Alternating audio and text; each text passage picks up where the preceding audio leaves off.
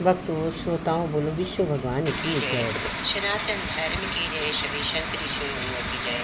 भक्तों, भगवान विष्णु जी ने बताया कि बुढ़ापे से पहले क्या कर लेना चाहिए जिससे मुझे स्वर्ग निश्चित होता। तो एक ऐसी कौन सी चीज़ है जो दान दे देना देने से स्वर्ग की प्राप्त होती। भक्तों, चलिए कथा को शुरू करते हुए देर न करते हुए कि जो लोग आज के युग में सभी को ये दान कर लेना चाहिए जिससे मोक्ष की स्वर्ग की प्राप्ति हो, अंत समय में कठिनाइयाँ ना आए, अंत समय में कठिनाई का सामना ना करना पड़े। भक्तों, श्रोताओं, चलिए जो शास्त्रों के अनुसार से पुराण के अनुसार मैं आपको शेयर करती हूँ। भक्तों, श्रोताओं, शास्त्रों में लिखा है कि इंसान खाली हाथ आता है और खाली आ जाता है, लेकिन क्या आप जानते हैं कि गरुड़ पुराण में साक्षात भगवान विष्णु ने एक ऐसे गुप्त दान के बारे में बताया है जिससे अगर कोई इंसान बुढ़ापे से पहले सही समय पर कर दे तो यमराज के दूत उसके सामने हाथ जोड़कर खड़े हो जाते। आज मैं अपनी वीडियो में रत्नापुरी की सबसे मशहूर रत्न प्रकाश के जीवन की देने वाली घटना को बताऊंगी जो मृत्यु को साक्षात खौफ में बदल दिया। आज मैं आपको नर्क के दुखों को बचाने वाली गरुड़ पुराण का ये महारहस्य आपकी सोच को बदल देगा। भक्तों, विंध्याचल के घने जंगल के पवित्र नदियों में गोद में बसा एक रत्नपुरी एक ऐसा नगर है जिसकी भव्यता के चर्चे दूर दूर तक चर्चे फैले हुए हैं। गगनचुंबी मंदिर में बड़े बड़े बाजार उसकी संपन्नता कहानी कहते। इसी समृद्ध नगरी में शेठ हरिप्रकाश निवास करते थे। कुबेर जैसी धन दौलत, हजारों गायें भी, विशाल भूमि और आज्ञाकारी नौकरों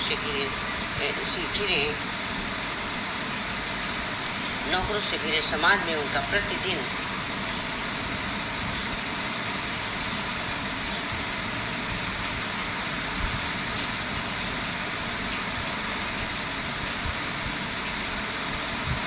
सबसे अमीर सेठ जयप्रकाश के जीवन की उस थर्रा देने वाली घटना को जानेंगे जिसने मृत्यु के साक्षात खौफ को परम मोक्ष को बदल दिया। अगर आप भी अपने मरने के बाद नरक के दुखों की चर्चा को गरुड़ पुराण का ये रहस्य आपकी सोच को बदल देगा। विंध्याचल के घने जंगलों में और पवित्र नदियों की गोद में बसा रत्नापुरी नगर एक ऐसा जिसकी भव्यता को की चर्चे दूर दूर तक थे।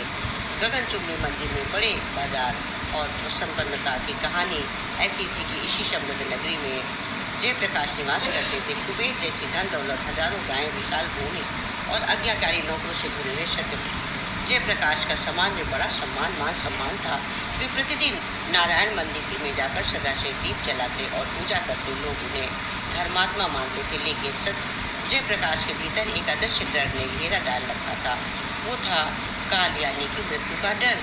वे अक्सर सोचते थे कि अगर इंसान की असली ताकत उसका धन है तो अंत समय में बड़े बड़े धनवान भी मौत के नाम से थर थर क्यों कांपते हैं लगते हैं। एक दिन उन्होंने अपने परम मित्र विमल से ये शंका साझा की और विमल ने मुस्कुराकर कहा कि मित्र, धन तिजोरी में भर सकता है पर आत्मा का खालीपन नहीं। संसार में लोग धन कमाना तो सीख लेते हैं पर इस नाश्वर काया को छोड़ने की कला बहुत कम लोग जान पाते हैं। मित्र की इस बात से सेठ के मन में व्याकुलता को और गहरा कर दिया, क्योंकि उसने पहली बार महसूस किया कि शायद उसने जीवन में सबसे महत्वपूर्ण फैसला कभी नहीं समझा ही नहीं। दिन बीतते गए लेकिन सेठ जी के भीतर उठता हुआ प्रश्न शांत नहीं हुआ। रात को जब पूरा परिवार गहरी नींद में सो जाता, सत्यप्रकाश अपने महल की छत पर अकेला बैठकर आकाश के तारों को देखता। उसे लगता मानो अनंत आकाश उनके कोई ऐसी बात कहना चाहते हैं जिसे वो अभी भी सुन नहीं पाया है। इसी बीच रत्नापुरी में एक 3 अत्यंत समृद्ध सेठों की असहाय मृत्यु हो गई। उनके अंतिम क्षणों में तड़प और खौफ को देखकर पूरा नगर सहम गया। ऐसा लगता मानो वे किसी अदृश्य कचहरी में अपने पाप पुण्य का हिसाब दे रहे हों। इस साक्षात सत्य को देखकर जयप्रकाश हिल गए। उन्होंने नारायण की प्रतिमा के सामने रोते हुए कहा, प्रार्थना की कि हे प्रभु, मुझे इस अज्ञान के अंधकार के निकालिए और परम शांति का मार्ग दिखाइए। अब अज्ञान में नहीं जीना चाहता। उसी रात उन्हें एक अलौकिक स्वप्न आया। उन्होंने देखा कि एक दिव्य ज्योतिषमय मार्ग के अंत में सूर्य के तेज जैसी आकृति वाले एक महापुरुष खड़े हैं। उनकी आंखों में न्याय की कठोरता और करुणा का संयम था। उन्होंने बिना कुछ बोले सत्यप्रकाश जयप्रकाश को उत्तर दिया कि उत्तर दिशा की तरफ जाने का इशारा किया। सुबह होते हुए शेष संकल्प लिया कि वे स्वप्न का रहस्य जानकर रहेंगे और किसी ऐसे महात्मा को खोज करेंगे जो केवल उनका शास्त्र पढ़ता ना बल्कि स्वयं उनके सत्य को भी जानता हो। जयप्रकाश की अपनी सुख सुविधाओं को छोड़कर उत्तर दिशा में स्थित घने जंगलों में निकल पड़े। उन्होंने अपने सेवकों को केवल इतना कहा कि वे कुछ दिनों के लिए तीर्थ यात्रा पर जा रहे हैं। नगर के बाहर निकले तो घने वन का विस्तार आरंभ हो गया था। चारों ओर वृक्ष, पक्षियों का मधुर कलरव और मंद गति से बहती शीतल हवा वातावरण को शांत बना रही थी, किंतु सत्य प्रकाश के शरीर भीतर शांति नहीं थी। चलते चलते गुरबार हो गए, जहाँ एक प्राचीन सरोवर के पास उन्हें कुछ साधु मिले।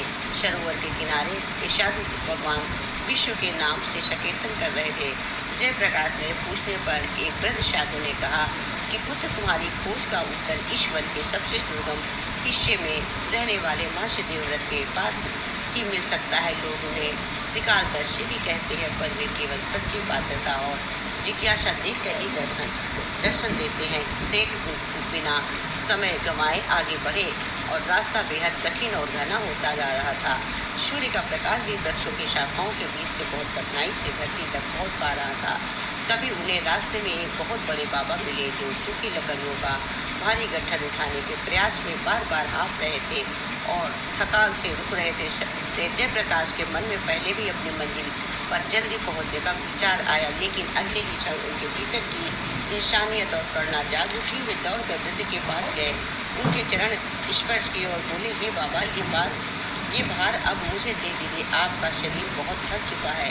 वृद्ध ने उनकी ओर गहराई से देखा और आंखों में एक अजीब सी चमक थी।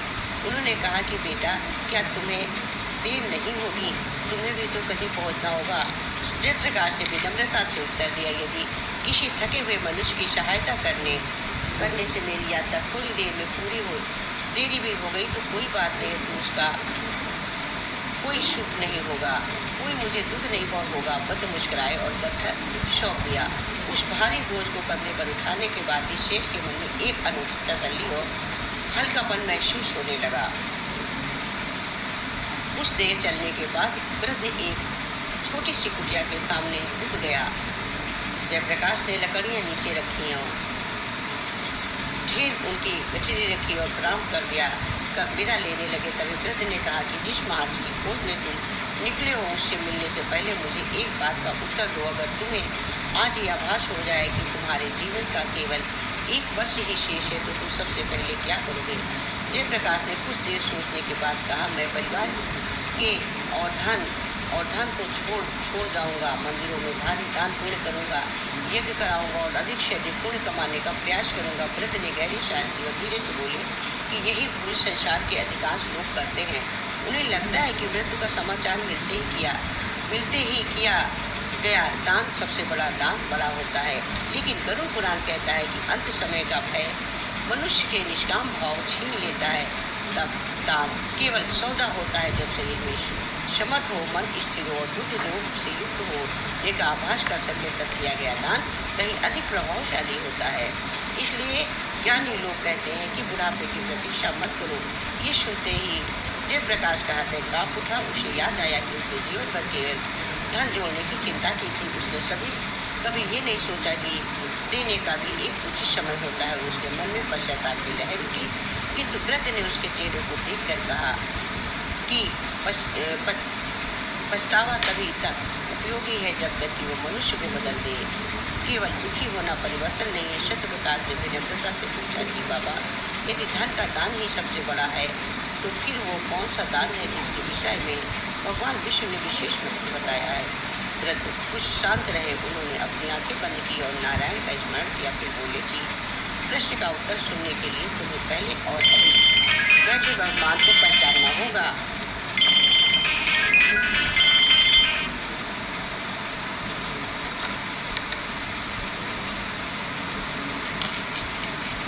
इस मिनट आज्ञा फिर बोले कि प्रश्न का उत्तर सुनने के लिए पहले तुम्हें अपने भीतर बैठे अभिमान को पहचानना होगा, क्योंकि जिस मनुष्य के भीतर अहंकार जीवित है वो सबसे बड़ा दान भी कर दे तब भी उसका हृदय खाली रहता है। तभी कुटिया में दिव्य दिव्य मंत्रों की ध्वनि गूंज उठी और सेठ को समझ आ गया कि ये व्रत कोई और नहीं बल्कि स्वयं महादेव व्रत है। जयप्रकाश ने हाथ जोड़कर द्वार के बाहर ही बैठने का निश्चय किया और मन ही मन प्रार्थना करने लगे कि वो इस प्रार्थना में सफल हो। जयप्रकाश ने पूरी रात उस कुटिया के बाहर बैठे रहे और प्रातःकाल जब सूर्य की पहली किरण के द्वार पर पड़ी तभी भीतर से एक गंभीर और मधुर स्वर सुनाई दिया कि पुत्र भीतर आ जा। जिस मनुष्य में धैर्य होता है वही ज्ञान का अधिकारी बनता है। जयप्रकाश ने अंदर प्रवेश किया। वो वृद्ध महात्मा कुश के आसन पर विराजमान थे। उनके सामने भगवान विष्णु की प्रतिमा थी। जयप्रकाश ने उनके चरणों में प्रणाम किया और पूछा, दूधो, मेरे मन में केवल एक ही जिज्ञासा है, क्या वास्तव में ऐसा कोई दान है जिसे बुढ़ापे से पहले करना आवश्यक बताया गया है?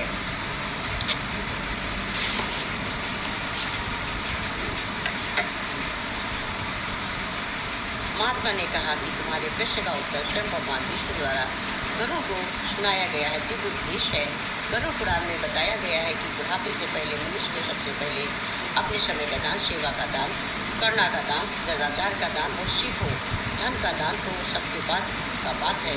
जो मनुष्य अपने युवावस्था में माता पिता की सेवा, भूखे की सहायता, रोगी की देखभाल और भगवान के स्मरण में लगाता है वो अपने जीवन के सबसे अनमोल दान है। यही कारण है कि ऐसे व्यक्ति का मन अंत समय में भय से नहीं भरता बल्कि संतोष में भर जाता है। अभी महर्षि ये ज्ञान दे ही रहे थे कि कुटिया के बाहर से किसी ने रोने की आवाज़ आई। वहाँ शुभपुर नाम के एक छोटे से गांव में से आई एक निर्धन स्त्री अपने बीमार बालक को लेकर खड़ी थी। उसने हाथ जोड़कर कहा, हे दीनानाथ गुरुदेव, मेरे पास औषधि के लिए खरीदने के लिए धन की आवश्यकता नहीं है। मैं कई स्थानों पर गई लेकिन किसी ने मुझे सहायता नहीं की। जयप्रकाश ने तुरंत अपनी थैली से स्वर्ण मुद्राएं निकालनी चाहिए। तभी महात्मा ने उसका हाथ धीरे से रोक दिया और कहा। जयप्रकाश चौंक गया। महात्मा ने शांत स्वर में कहा कि धैर्य रखो, आज तुम्हें दान का पहला वास्तविक पाठ सीखना है। केवल धन देकर मत लौट जाना। स्वयं इस बालक के पास बैठो, इसके सिर पर हाथ फेरो, इन दोनों को भोजन कराओ और इन्हें अपने रथ में सुरक्षित इनके गांव सुरक्षित तक पहुँचाओ। जब तुम इनके संकट का समाधान हो जाए उन्हें अपना समझकर सेवा करना। जयप्रकाश ने वैसा ही किया और उसने पहली बार अनुभव किया कि किसी पीड़ित की आंखों से लौटती हुई आशा का स्वर्ण मुद्राओं में चमक पड़ा अधिक उज्जवल होता है। जब वो स्थिरता हुई तो उसकी आंखों से निकले आशीर्वाद के आंसू सीधे जयप्रकाश के हृदय में उतर गए। महात्मा ने आगे समझाया कि जयप्रकाश, धन और मकान तो समय के साथ नष्ट हो जाते हैं, बांटे जा सकते हैं, पर जो माता पिता अपनी संतान को सत्य, करुणा और धर्म के संस्कारों का दान देते हैं उनकी विरासत दुनिया तक अमर रहती है। जिस घर में केवल धन पहुँचता है वहाँ अहंकार जन्म लेता है, लेकिन जहाँ संस्कार वहाँ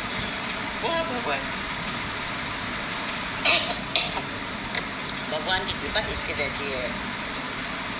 बच्चों का मन कच्ची मिट्टी है, इसे सही समय पर संस्कार देना सबसे बड़ा कर्तव्य है। जो सोचते हैं कि बच्चे बुढ़ापे में सीख देंगे वे भूल करते हैं। समय केवल बढ़ सकता है, संस्कार नहीं देता। जयप्रकाश का हृदय अब एक साधक का हृदय बनता जा रहा था। उसी रात ध्यान की अवस्था में जयप्रकाश ने एक अलौकिक दृश्य देखा। उसने देखा कि वो एक प्रकाश में मार्ग पर आगे बढ़ रहा है। वहाँ दो मार्ग अलग अलग दिशाओं में जा रहे हैं, एक उज्जवल और दिव्य, दूसरा अंधकार में जहाँ करों दुकानें गूंज रही थी। कभी तो यशी यमदूत उनके समीप आए। उनके स्वरूप को कठोरता अवश्य थी पर अन्याय का कोई चिन्ह नहीं था। उन्होंने शांत स्वर में कहा कि मैं मत करो, तुम्हारा समय अभी नहीं आया। तुम्हें केवल एक शब्द बताने की आज्ञा मिली है ताकि लौट कर तुम धर्म का संदेश लोगों को पहुंचा सको। जयप्रकाश ने देखा कि अत्यंत धनी व्यक्ति वहाँ खड़ा था। उसके पीछे स्वर्ण रत्न बहुमूल्य वस्तुओं से ढेर दिखाई दे रहे थे। बार बार कह रहा था कि मैंने अपने जीवन में असंख्य दान किए, बड़े मंदिर बनवाए, पर करवाए हैं, मुझे स्वर्ग का अधिकार अवश्य मिलना चाहिए। तभी एक दिव्य लेखाकार ने उसके कर्मों का लेखा खोला और उसे लिखा था कि इसने दान तो बहुत किया है, लेकिन अधिकांश दान प्रसिद्ध और नाम कराने के लिए किया है, इसलिए बेघरों की सहायता करके इसने उसका अपमान किया है और अपने वृद्ध माता पिता की उपेक्षा की है। कर्मचारियों का अधिकार छीना उसके दान के अधिक उसके अहंकार का भार था। दूतों ने कहा कि जिस दान में करना नहीं है वो अधूरा है, जिस पूजा में केवल प्रदर्शन है वो आत्मा को शुद्ध नहीं करती। और उस धनी व्यक्ति को अंधकार के मार्ग पर भेज दिया गया। वही दूसरी बार बेहद गरीब और साधारण दुख महिला की आत्मा आई, जिसने वस्त्र सामान्य पहने थे और जीवन में कभी कोई बड़ा दान नहीं किया था, लेकिन उसका खाता खोलते ही बहुत प्रकाश फैल गया। उसमें लिखा था कि उसने जीवन भर अपनी समझ के अनुसार भूखों को भोजन कराया, अपने पड़ोसियों की सहायता करी, निस्वार्थ सेवा की, सत्य का पालन किया और हर परिस्थिति में भगवान का ध्यान करा, स्मरण करा। दिव्य सभा में उपस्थित सभी देवताओं ने मुख पर संतोष दिखाई दिया और ऊपर से पुष्पों की वर्षा होने लगी। दूतों ने सम्मानपूर्वक उस वृद्धा को उज्ज्वल मार्ग की ओर ले जाने लगे। संकेत दिया। यमदूतों ने जय प्रकाश से कहा कि ईश्वर ने यहाँ दान की मात्रा नहीं, भावना की का वजन होता है। मनुष्य को अवसर जीवन में मिलता है, मृत्यु के बाद केवल कर्मों का फल मिलता है। इसलिए भगवान बार बार कहते हैं कि शुभ कार्य को कभी कल पर या बुढ़ापे पर के लिए मत छोड़ो। वहाँ जो कुछ और आत्माएं व्याकुल होकर कह रही थी कि काश हमें थोड़ा और समय मिल जाता, हम अपने माता पिता से क्षमा मांग लेते, अंधकार छोड़ देते। उनकी करुण पुकार सुनकर जयप्रकाश का हृदय कांप उठा। इतना सुनते ही ध्यान टूट गया और उसने आंखों में खोली तो देखा कि पूर्व दिशा में सूर्य उदित हो रहे हैं। वहाँ से देवव्रत उनके सामने खड़े हैं, मुस्कुरा रहे थे। उन्होंने कहा कि पुत्र, लगता है भगवान ने तुम्हें वो दिखा दिया जिसे शब्दों में समझना कठिन होता है। अब तुम्हारे भीतर जो परिवर्तन आया है उसे जीवन भर संभाल कर रखना। जयप्रकाश ने उनके चरणों में दंडवत प्रणाम किया और दृढ़ स्वर में कहा कि गुरुदेव, आज मैं समझ गया हूँ कि स्वर्ग का मार्ग किसी दिखावे के दान से नहीं, बल्कि जीवन भर किए गए निष्काम कर्मों के सेवा करना, संस्कार और भगवान के प्रति अटूट विश्वास श्रद्धा में बनता है। जब जयप्रकाश वापस दत्तपुरी लौटा तो वही पूरी तरह बदल चुका था। उसने नगरवासियों के द्वारा किए गए जाने वाले अपने भव्य स्वागत को विनम्रता से मना कर दिया और कहा कि यदि मेरा सम्मान करना चाहते हो तो आज से किसी भूखे को भोजन कराओ, प्यासे को पानी पिलाओ, असहाय की सहायता करो करना। उसने नगर में एक गुरुकुल की स्थापना कराई और निर्धन बच्चों को निःशुल्क को शिक्षा, भोजन, संस्कार दिए जाने लगे। उसने गौशाला और धर्मशालाएँ बनवाई। इसके अलावा सबसे बड़ा परिवर्तन उसके अपने घर में दिखाई दिया। उसने अपने दोनों पुत्रों को व्यापार के साथ साथ प्रतिदिन सेवा कार्य में सम्मिलित करना आरंभ किया। सप्ताह का एक दिन पूरा परिवार किसी बस्ती में जाकर भोजन वितरण करता और वृद्धों का हाल पूछता। धीरे धीरे उसके पुत्रों का हृदय भी बदलने लगा। उन्हें समझना लेखाकार ने उसके कर्मों का लेखा खोला और उसे लिखा था कि इसने दान तो बहुत किया है, लेकिन अधिकांश दान प्रसिद्ध और नाम कराने के लिए किया है, इसलिए बेघरों की सहायता करके इसने उसका अपमान किया है और अपने वृद्ध माता पिता की उपेक्षा की है। कर्मचारियों का अधिकार छीना उसके दान के अधिक उसके अहंकार का भार था। दूतों ने कहा कि जिस दान में करना नहीं है वो अधूरा है, जिस पूजा में केवल प्रदर्शन है वो आत्मा को शुद्ध नहीं करता। और उस धनी व्यक्ति को अंधकार के मार्ग पर भेज दिया गया। वही दूसरी बार बेहद गरीब और साधारण दुख महिला की आत्मा आई, जिसने वस्त्र सामान्य पहने थे और जीवन में कभी कोई बड़ा दान नहीं किया था, लेकिन उसका खाता खोलते ही बहुत प्रकाश फैल गया। उसमें लिखा था कि उसने जीवन भर अपनी समझ के अनुसार भूखों को भोजन कराया, अपने पड़ोसियों की सहायता करी, निस्वार्थ सेवा की, सत्य का पालन किया और हर परिस्थिति में भगवान का ध्यान करा, स्मरण करा।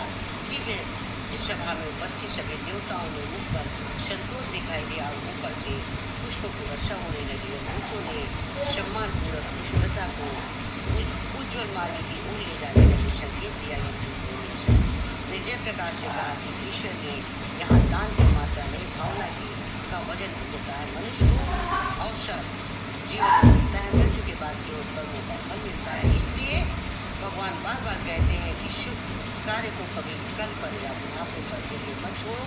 वहाँ जो कुछ और आत्माएं वाकुलों पर कह रही थी कि काश हमें थोड़ा और समय मिल जाता, हम अपने माता पिता से क्षमा मांग लेते, अंधकार छोड़ देते, उनकी करुण पुकार सुनकर जयप्रकाश का हृदय कांप उठा। इतना सुनते ही ध्यान टूट गया और उसने आंखों में खोली तो देखा कि पूर्व दिशा में सूर्य उदित हो रहे हैं। महर्षि देवव्रत उनके सामने खड़े हैं, मुस्कुरा रहे थे। उन्होंने कहा कि पुत्र, लगता है भगवान ने तुम्हें वो दिखा दिया जिसे शब्दों में समझना कठिन होता है। अब तुम्हारे भीतर जो परिवर्तन आया है उसे जीवन भर संभाल कर रखना। जयप्रकाश ने उनके चरणों में दंडवत प्रणाम किया और दृढ़ स्वर में कहा कि गुरुदेव, आज मैं समझ गया हूँ कि स्वर्ग का मार्ग किसी दिखावे के दान से नहीं, बल्कि जीवन भर किए गए निष्काम कर्मों की सेवा करना, संस्कार और भगवान के प्रति अटूट विश्वास श्रद्धा फिर बनता है। जब जयप्रकाश वापस दत्तपुरी लौटा तो वही पूरी तरह बदल चुका था। उसने नगरवासियों के द्वारा किए गए जाने वाले अपने भव्य स्वागत को विनम्रता से मना कर दिया और कहा कि यदि मेरा सम्मान करना चाहते हो तो आज से किसी भूखे को भोजन कराओ, प्यासे को पानी पिलाओ, असहाय की सहायता करो करना। उसने नगर में एक गुरुकुल की स्थापना कराई और निर्धन बच्चों को निःशुल्क को शिक्षा, भोजन, संस्कार दिए जाने लगे। उसने गौशाला और धर्मशालाएँ बनवाई। इसके अलावा सबसे बड़ा परिवर्तन उसके अपने घर में दिखाई दिया। उसने अपने दोनों पुत्रों को व्यापार के साथ साथ प्रतिदिन सेवा कार्य में सम्मिलित करना आरंभ किया। सप्ताह का एक दिन पूरा परिवार किसी निर्धन बस्ती में जाकर भोजन वितरण करता और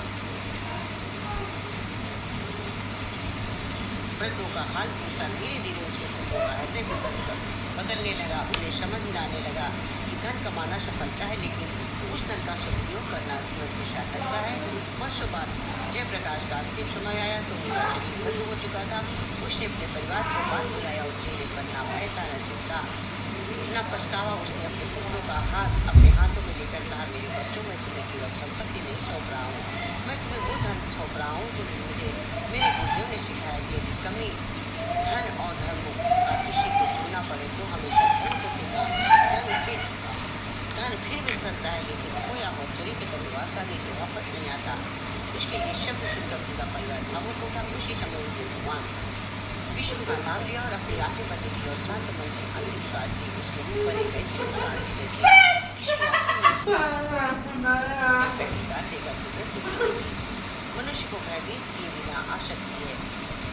भक्त श्रोताओं, कथा हमें ये प्रेरणा देती है कि उसी क्षण जयप्रकाश की आत्मा ने अनुभव किया, वही प्रकाश में बाल उसके सामने फिर से प्रकट हुआ। इस बार उसके भीतर कोई भय नहीं। भगवान के दूत उसे अपने सामने पूर्वक आगे लेते जा रहे थे। गरुड़ पुराण का संदेश भी यही है कि मनुष्य को बुढ़ापे की प्रतीक्षा नहीं करनी चाहिए। जो दान सेवा कर सकता है उसे कल पर मत डालिए। यदि आपके पास धन कम है तो समय दान कीजिए, यदि समय कम है तो मधुरवाणी दान कर और भगवान को स्वीकार करके दिन प्रदर्शन मनुष्य अपने भीतर से लोभ, अहंकार और को कम करके सुख, आशा और प्रेम बांटना शुरू कर देता है। तभी उसके भीतर स्वर्ग आरंभ हो जाता है। इस कथा के से आपको क्या शिक्षा मिली कमेंट में ज़रूर बताइएगा। और आपके हृदय में स्पर्श किया है तो अपने मन में धर्म, सेवा और सदाचार की प्रति श्रद्धा जागी हो तो इस संदेश को अपने परिवार में जो प्रियजनों में सभी में पहुँचाइएगा ताकि अधिक से अधिक लोग सनातन धर्म के अमूल्य उपदेशों को जान सके, समझ सकें।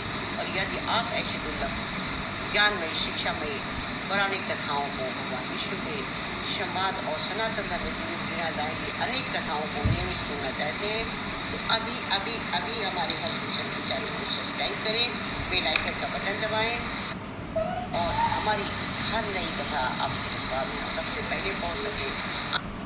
सबसे पहले बेल आइकन का बटन दबाएं जिससे मेरी वीडियो आप लोगों तक सर्वप्रथम पहुंच सके। बोलो विष्णु भगवान की जय। लाइक सब्सक्राइब पे मोर। हरे कृष्णा हरे रामा हरे कृष्णा हरे रामा। बोल भोले भंडारी की जय।